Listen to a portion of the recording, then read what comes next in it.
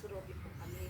Ang masasabi ko lang po, sa taglay ng dala ni Ama Eden na yung nasa puso nila na simbolo na bato, ngayon lumabas na. Kasi ang ama, maski sabihin natin maraming kahulugan ang puso, lumabas na, nandyan na po. Dahil kalimitan po sa atin, hindi ko naman sinasabi na ako nakakilala na hindi pa natin tayo lubos natin kilala, mas marami pa ang hindi nakakakilala. Maswerte po tayo at nakikilala na po natin sila. Nandoon na po, nandito na po. Inulong na ang ama natin. Kasi ang ama natin, hindi ko sinasabi na sila na po ang Diyos.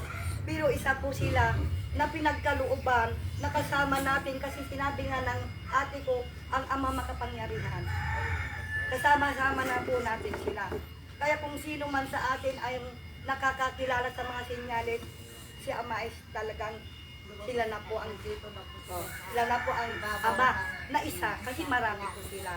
Kaya yun pang masasabi ko, yung nandito po sa puso nila, nandoon na naka-sign na po dyan para lubos po na nating makilala at nagdurugo ang puso ng ama. Kasi ang sinyalis ng batas ng puso ay dugo.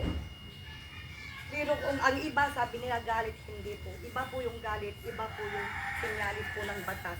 Batas po ng puso ni Ama, nandyan na po. At sana po, ang sabi nila, mas lalo pa nating pabatuhin ang paniniwala at pananampalataya natin na nandito sa loob natin, pero lumabas na at nandito na po sa sinyalis niya. Yun lang pang masasabi ko, masaganang buhay pag-ibig po sa ating lahat.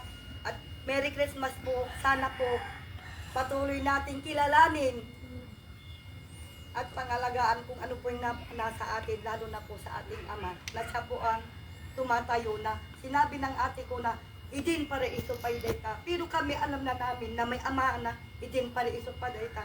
Iso nga na adatoy kami tata. Pumunta po kami dito ngayon dahil alam po namin na ang Christmas po namin ay pag-ibig at spiritual po. Hindi po material na bagay. Kasi yung material na bagay po, mauubos.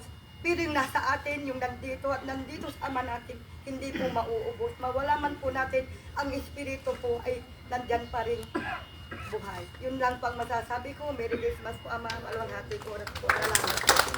Thank you. Kapatiran, ano? Oh. Ito, ang dumating sila at hindi galing sa akin kung hindi sa kanila galing. Sa kanila, ang mga sinasabi, hindi galing sa akin. Galing sa kanilang ang nakikita, ang paniwala. Yun